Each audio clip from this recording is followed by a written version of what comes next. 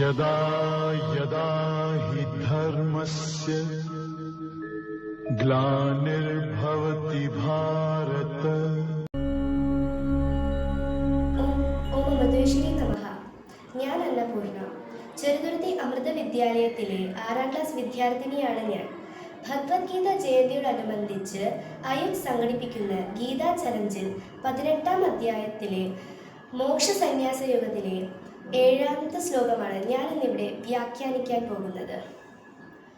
നിയതസ്യ തു സന്യാസ കർമ്മണോ നോപപദ്യതേ മോഹാത്തസ്യ പരിത്യാഗ താമസ പരികീർത്തിതഃ.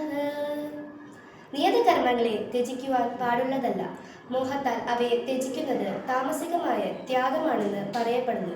നമ്മൾ വിദ്യാർത്ഥികളെ സംബന്ധിച്ചിടത്തോളം പഠിക്കുകയും വീട്ടിലുള്ളവരെ സഹായിക്കുകയും ചെയ്യുക എന്നത് നമ്മുടെ കടമയാണ്.